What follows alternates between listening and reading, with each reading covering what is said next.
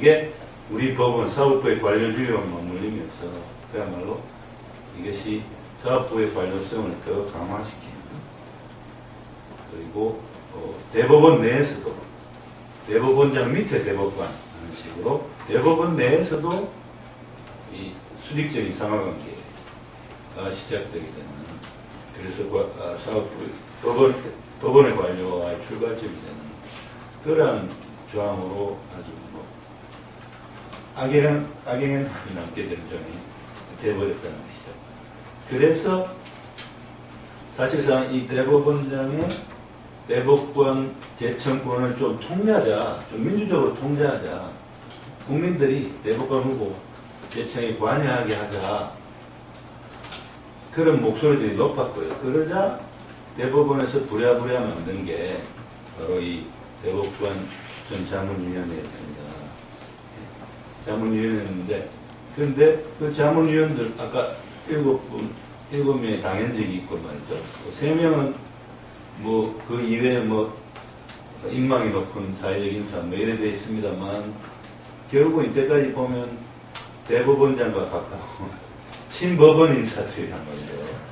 그러니까 그런 분들이 추천위원으로 들어가 있어서 사실상은 대법관 후보 재청과 관련해서 대법원장을 민주적으로 통제하는 기구가 전혀 되지 못했다는 겁니다. 그리고 두 번째, 이 위원회가 정말 그 대법원장의 대법관 임명 재청권에 대한 민주적 통제의 장치가 될 수 없는 중요한 또 다른 이유는 뭐냐? 이 바로 위원회 운영의 밀행성, 비밀성입니다. 여기서 어떤 단체가 어떤 후보를 추천했는지 대법원 규칙에서 밝히지 못하게 하고 있습니다. 그걸 만약에 어떤 단체가 밝히고 추천을 하면 그 추천된 인사는 이제 배제될 겁니다. 그런 식으로 되어 있는데 어떤 민주적 통제가 가해질 수 있겠습니까? 민주적 통제가 가해지려면 국민들이 어떤 단체에서 누구를 추천했는데 그 사람은 어떤 사람인지 좀 알고 싶어하고, 내가 알기로는 그 사람은 아주 나쁜 사람이야, 그 사람 대법관 되면 안 돼, 뭐 이런 국민의 목소리도 다 남기고 뭐 그러려면 이게 공개돼야 된다는 거죠. 근데 어떤 단체가 누구를 추천했는지 공개하면 추천해서 배제해버린다는 대법원 규칙이 있다는 것은 그야말로 이 기구를 통해서 민주적 통제를 안 받겠다는 거예요. 또 그 자체가 어떤 대법원장의 독단적인 어떤 대법관 임명 재청권에 대해서 무슨 무늬만 통제기구 비슷하게 그런 후보 추천위원회를 만들어 놓고 사실은 덜러리 기관으로 전락시키고 있는 것이죠. 그리고 제가 알기로는 여기에 다른 법원 밖의 단체들만 후보를 추천하는 게 아니고요. 법원 내에서, 그러니까 결국은 법원 행정처를 통해서 대법원장 자신도 이 위원회 후보를 추천한다는 거예요. 그리고 이 위원회가 3배수로 대법원장의 후보를 추천한 그 3배수 안에 대법원장이 또 후보를 추천한 사람이 거의 반드시 들어가 있다는 겁니다. 그러면 그 3배수 중에서 한 사람, 많은 경우 원래 대법원장이 이 위원회에 추천했던 사람을 다시 대법원장이 대법관 후보로 제청하게 된다면 이 기구는 그야말로 있어야 만한 기구입니다. 대법관 후보 추천위원회. 그래서 여러 가지 문제가 많은 기구다. 그리고 무늬만 무슨 원장의 대법관 임명 재청권에 대한 민주적 통제 기구 비슷하게 만들어놨지 사실상 내실을 알고 보면 전혀 그렇지 못하다. 저는 지적드리고 싶습니다. 그 사회는 민주화되고 국민들의 목소리는 커지고 있는데 실제 이 국민들의 목소리를 귀담아 들어야 될 그 대법원이라든지 대법관이라든지 또는 그 대법관 후보 추천위원회라든지 이 부분은 아직도 과거의 그 밀행성 숨어서 하는, 알리지 않고 그냥 독단적으로 처리하는 그런 관행들이 계속 남아있는 것 같습니다. 조금 화제를 바꿔서요. 통상적으로 그 이제 대법관 추천을 한다고 한다면은 두 가지 상반되는 그 요청이 있는 것 같습니다. 다양성, 그러니까 국민들의 다양한 의견을 반영할 수 있는 대법관. 또 한편에서는 대법원의 업무가 엄청 쌓이니까 이것들을 효율적으로 제대로 처리해 줄 수 있는 그런 능률적으로 업무를 처리할 수 있는 경력법관이 대법관 자질로 적합하지 않느냐 하는 이런 이야기도 있거든요. 이 부분에 대해서는 어떻게 바라봐야 될까요? 그러니까 다양성이라는 이름의 민주성의 요청, 그리고 효율성이라는 이름의 어떤 그 내부 승진의 요청, 이 두 가지가 항상 대립하는 그런 경향들을 보이고 있는데요. 어떻습니까? 그러니까 이제 아까 제가 잠깐 말씀드렸듯이 독수리 오남매 이렇게 다양하게 구성을 했어도 능률성이나 실력 면에서 문제가 없었거든요. 그 부분은 그래서 다양성이 꼭 배치되는 것 같지는 않고요. 다만 이런 문제는 있습니다. 판사 출신 아닌 그냥 뭐 다른 사람들, 교수 출신이라든지 아니면 그 외에 비법조인 출신이라든지 또는 검사 출신이라든지 이런 분들이 이제 왔을 때 어떻게 될 거냐 이 부분에 대해서는 요거는 조금 지금 현재 상고심 제도를 조금 개선해야 될 필요성이 있습니다. 그러니까 지금 모든 사건이 대법원까지 다 몰려오는데 그렇다고 그러면서도 대법관 숫자는 14명으로 제한이 되어 있고 그러다 보니까 한 대법관마다 처리하는 사건 수가 너무 많습니다. 그래서 이 한 그 사건 처리 건수, 사건 부당 건수를 줄이지 않는 상태에서 비법조인, 비판사 출신 아닌 다른 분들에게 했을 때 어떤 부담이 될 수는 있는 건 있습니다. 이 부분은 그 부분 같이 맞물려서 좀 해결해야 되는 부분입니다. 잠시 좀 숨 좀 돌리면서 우리 그 네티즌들 질문 좀 받아주면 좋겠는데요. 아이디 대자제천, 아이디가 아주 멋집니다. 님이 주신 질문인데요. 대법관 선출도 중요하지만은 헌법재판소도 그에 못지않게 중요한 그런 국가기능입니다. 이제 그러다 보니까 헌법재판소 구성에도 비북한 출신이라든지 이런 그 다양성을 반영해야 될 필요가 있지 않느냐 뭐 이런 질문이 있는데 어떻게 생각하십니까? 홍준 박사님 간단하게 좀. 예, 이 다양성의 요청은 대법원의 인적 구성에도 반영이 돼야 되겠지만 그 이상으로 정말 헌법재판관 인적 구성에서는 다양성이 훨씬 더 강조될 필요가 있다고 생각합니다. 왜냐하면 대법원의 판결이라는 것은 뭐 최종심 판결이긴 합니다만 그것이 민형사 사건이 대부분인 것이고 민법, 형법 같은 실정법의 해석에 의해서 어떻게 보면 적지 않은 사건들이 기계적으로 어떤 판결이 날 수도 있는 그런 사건들도 있거든요. 그러니까 어떤 그 대법관의 가치관이라든지 세계관, 철학 뭐 이런 것이 실릴 수 있는 그런 사건도 있지만 그거와 별 관계없이 그야말로 순수 법리적으로 해결될 수 있는 그런 사건들도 대부분 사건들에서는 적지 않다고 보입니다. 그에 비해서 헌법재판 사건이라는 것은 사실은 100%와 어떤 가치 판단이라고 보십니다.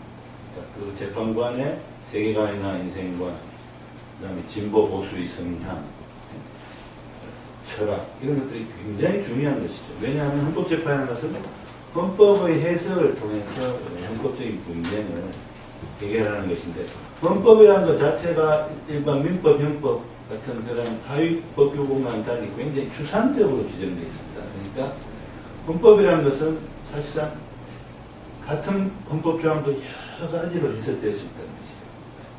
그거는 헌법의 어떤 추상성, 개방성이라고 이야기하는데 그러한 개방성과 추상성을 특징으로 하는 헌법을 해석해서 헌법적 분쟁 해결에 적용하는 이 헌법재판이야말로 그러니까 어떻게 보면 기존의 민형사적인 법질식은 별로 필요가 없을 수도 있어요. 오히려 다양한 어떤 인생 경험을 통해서 어떤 여러 세계관을, 여러 철학을, 이런 사람, 인간을 어떻게 보는지, 국가를 어떻게 생각하는지에 대해서 여러 가지 다른 관점을 가지는 다양한 사람들로 헌법재판소를 구성하는 것이, 그래서 대법원에 못지않게 헌법재판소에서는 더더욱 중요한 것이다라고 할 수 있겠습니다. 네. 또 다른 질문인데요. 아이디 박3364님이시네요. 대법관 임명 과정에 우리가 많은 이야기를 했습니다만 시민들의 의견을 반영할 수 있는 방법이 뭐 있을까?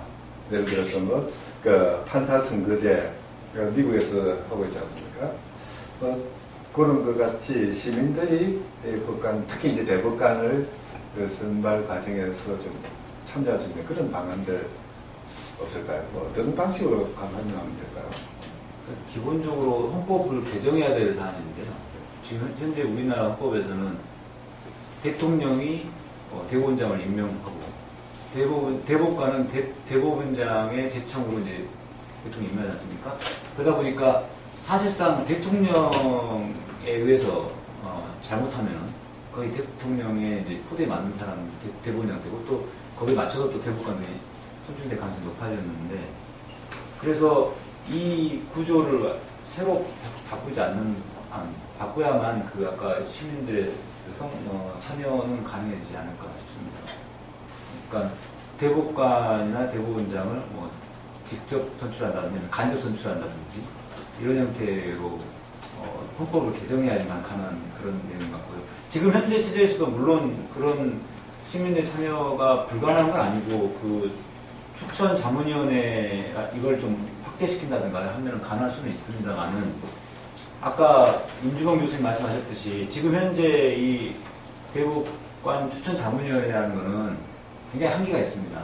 그렇게 해서 추천해봐야 어차피 4명으로 줄어드는데 그 4명은 시민들이 추천한 사람들은 사실 거의 대체로 배제될 가능성이 높고요.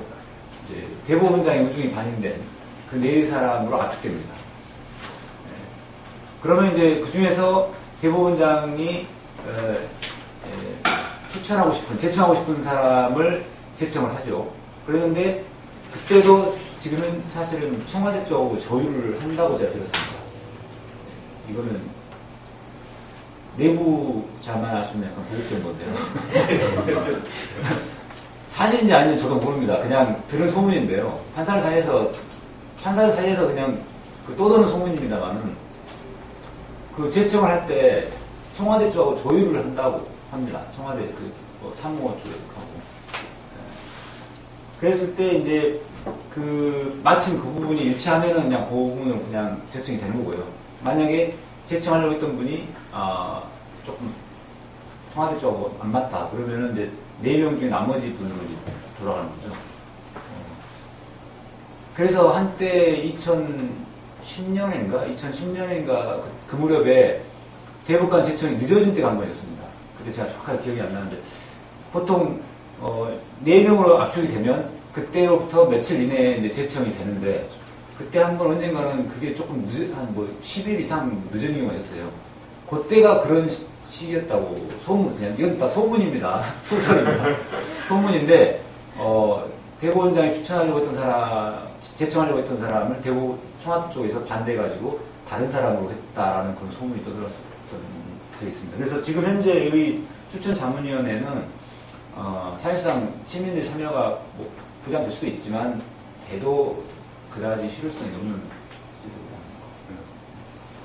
그래도 뭐 이런 거는 생각해 볼 수 있지 않을까요? 시급이라도 그러니까 대법관 후보를 선발하는 기준 뭐 이런 것들을 좀 공개하고 우리는 이런 기준에 의해서 대법관 후보를 정하려고 하는데 뭐 여러분들은 어떻게 생각합니까? 또는 시민사회에서 이런 기준에 의해서 좀 뽑아달라. 그래서 서로 공청회나 뭐 토론회 형식을 통해서 한다든지 뭐 그렇게 하는 방법도 있을 것이고요. 좀 폭넓게 후보군을 좀 넓게 잡아가지고 그냥 그 공청회 같은 데서 같이 한번 이야기하는 뭐 그런 절차를 한번 생각해 볼 수는 있을 것 같아요. 뭐 어쨌거나 지금 현재까지는 정말 그 대법원에 대한 국민적인 여망에도 불구하고 너무나 지금 닫힌 구조 속에서 아무것도 알려지지 않은 채 지금 그 절차가 진행되고 있으니까 참 안타까운 상황입니다. 또 하나 질문이 들어온 것 같은데 아이디를 밝히지 않았네요. 대법관이나 법관을 선출하는 나라가 있는가? 어떻습니까? 제가 알기로는 거의 없는 것으로 알고 있고요.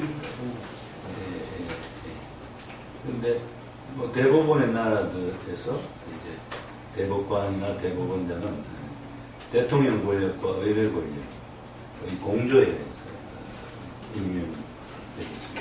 보통 이제 국회의 동의를 얻어서 대통령이 임명하는 식, 혹은 뭐 대법관의 일부는 국회에서 선출하고 일부는 대통령이 임명하고 이런 식으로 이루어지고, 국민에 의해서 대법관이 직접 선출되는 경우는 잘 없는 것으로 알고 있는데, 하나 재미있는 것은 우리 역사에서 우리 이보광호 헌법 1960년 헌법에서 우리나라가 대법관 선출제를 헌법에 규정합니다.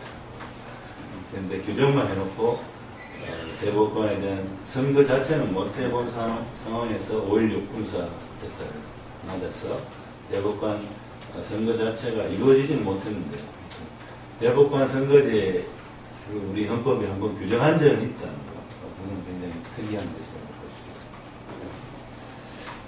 있습니다. 어찌됐거나 지금 이제 얼마 안 있으면은 7월달이 되면은 독수리 5남매가 물론 뭐 연임 될 수 있는 가능성도 높지는 않습니다만은 어쨌든 대법원에서 이제 나오게 되는 뭐 그런 구조 과정으로 진행되고 있을 것 같습니다. 실제 여태까지 우리가 경험했던 그런 다양한 이야기들 뭐 이런 것들이 이제 앞으로 독수리 5남매가 물러나면서 어떻게 또 법원이 바뀔지, 그래서 법원이 뭐 경우에 따라서 보다 더 다양화될 수도 있을 것이고요. 또 어떻게 보면은 또 나쁜 방향으로 보다 획일화되어서 전원 합의체 판결 같은 경우는 뭐 거의 없어진다든지 뭐 이런 경우도 있을 것 같기도 하고 여러 가지 가능성은 열려져 있습니다.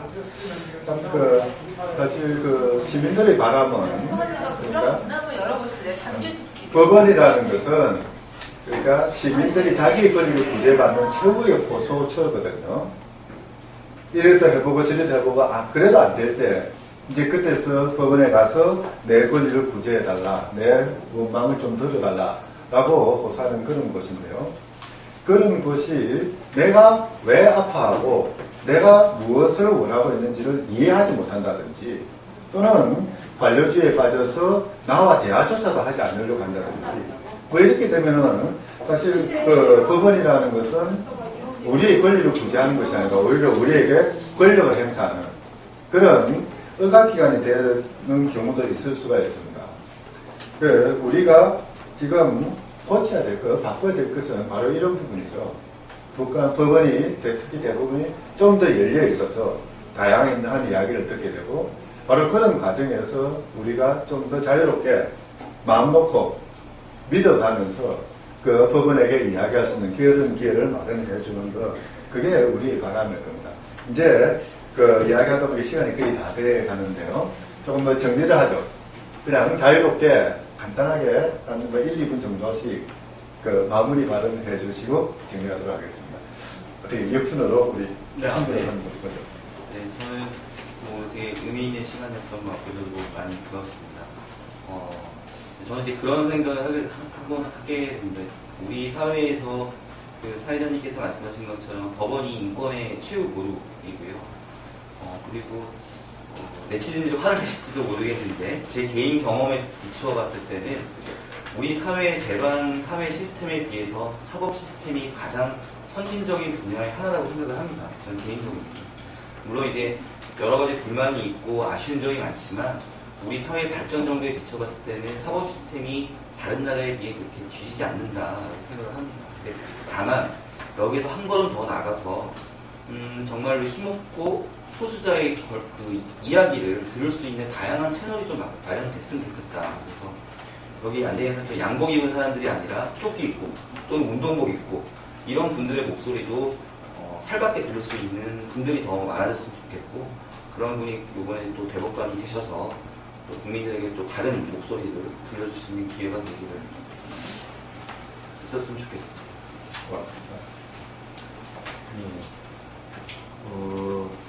2002년도에 이제 대법관 사실 독수리 오남매 오늘 이야기가 굉장히 많이 나왔는데요. 그분들이 출연하게 된 배경은 2002년도에 사실 노무현 대통령의 당선과도 굉장히 밀접한 관련이 있습니다. 그 당시에 사회가 굉장히 민주화되어 있는 상태였고, 그래서 획일적으로 이렇게 서열 중심으로 대법관 인선이 되고 있는 패턴에 대해서 판사들이 처음으로 반기를 들고 사법파동이 일어났었습니다. 그때가 4차 사법파동이라고 하는데요. 판사들이 이제 연판장을 돌리면서 그런 대법관 인선에 반대한다. 그래가지고 이 추천 자문위원회라는 게 그때 사실 만들어진 겁니다. 그래서 그전에는 그냥 대법원장이 주최청을 했던 아무 근거 없이 그냥 그러다가 이제 공식적으로 자문위원회를 만들어가지고 거기서 4명으로 압축을 시켜서 이렇게 하는 그런 모양새가 만들어졌고, 그래서 그때 그 대법원 구성 다양화의 목소리가 굉장히 높았었고, 그 결과물로 이제 독수리 오남매 탄생을 했는데, 이게 지금 이명박 정부 들어서서 서열 중심으로 다시 회귀하고 보수적인 대법관 구성이라든가 다양성보다는 그냥 획일성 추구되는 이러한 사회로 좀 표현의 자유가 억압되는 것 굉장히 인맥상통하는데요. 그래서 결국은 이 제도도 대법원장을 대통령이 임명하는 이 제도 자체가 굉장히 기본적으로 사법권 독립에 위험한 제도이긴 하지만 이것조차도 이제 청와대라든가 대법원